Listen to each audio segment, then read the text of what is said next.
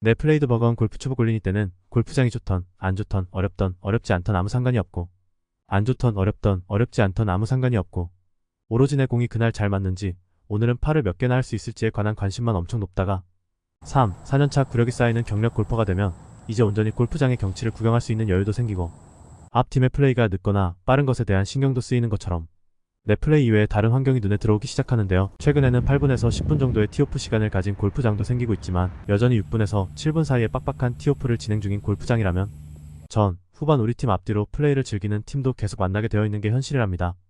골프는 기본적으로 4인이 한 팀이 되어 총 5시간 안팎의 라운딩 시간과 운동 후 즐기는 식사 시간까지 생각한다면 동반자와 그날 하루를 온전히 보낸다고 해도 과언이 아닌데요. 이러한 특징 때문에 골프는 라운딩 한 번만으로도 대단한 친목이 쌓이는 스포츠입니다.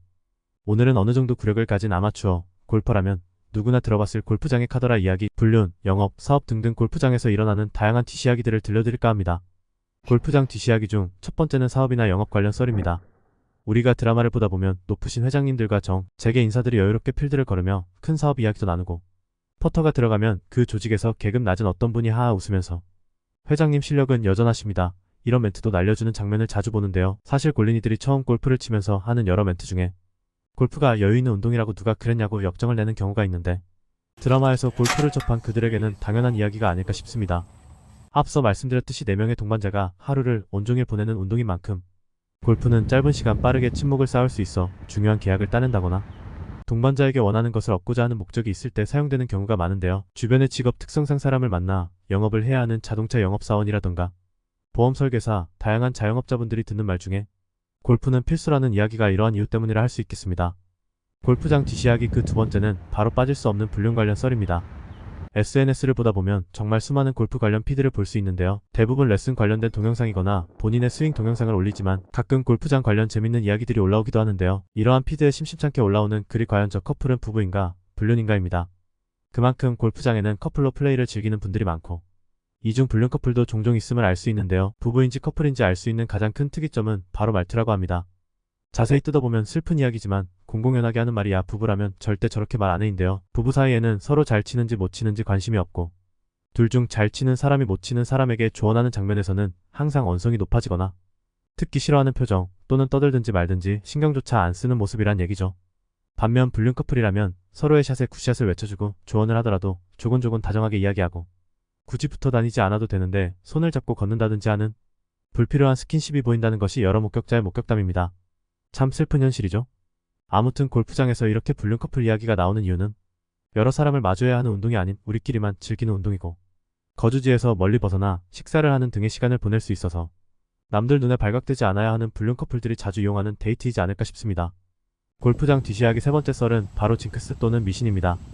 다른 스포츠는 보통 프로 선수들만 가지고 있는 것이 징크스지만 유난히 골프는 일반 아마추어 골퍼에게도 수만 수천 가지의 징크스나 미신과 같은 것들이 있습니다. 그중 우리가 많이 들었던 이야기는 내가 오늘 공이 안 맞는 108가지 이유가 있는데요. 얼마 전 유명 골프 브랜드의 광고 카피에도 사용되었던 이런 이유들은 정말 영향이 있을까? 라는 의심이 들 정도로 잘 맞을 때가 있어서 사실 그날 내 샷이 안 좋았던 이유는 그것 때문이라는 합리화를 하기 아주 좋은 소스입니다. 전날 잠을 많이 못 잤기 때문에 샷이 안 맞고 긴 시간 운전을 하고 와서 허리가 아파 샷이 안 맞고 라운딩 전 연습장을 다녀오면 당일 샷이 안 맞고 라운딩 도중 아내에게 전화가 오면 세상 잘 맞던 샷이 갑자기 망가지기 시작하고 새 옷을 입거나 새 장갑을 끼면 샷이 안 맞고 어쩌다 크게 맘먹고 새 공을 쓰면 공워터 해저드에 빠지거나 오비로 공을 잃어버리는 등 정말 골프에 관한 징크스는 밤새 이야기를 하더라도 끝이 없지 않을까 하는데요. 말 그대로 징크스는 개인 간의 차이가 있을 수 있고 평소에 연습을 꾸준히 하는 골퍼라면 이러한 징크스가 크게 신경 쓰이지 않을 수 있죠.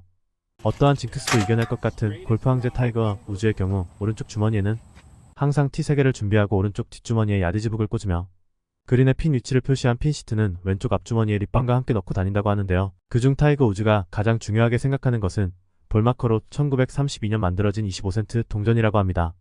2006년 돌아가신 타이거 우즈의 아버지가 태어난 해인 1932년 동전을 볼마커로 사용함으로써 아버지가 경기할 때마다 항상 곁에 있다고 믿는다고 합니다.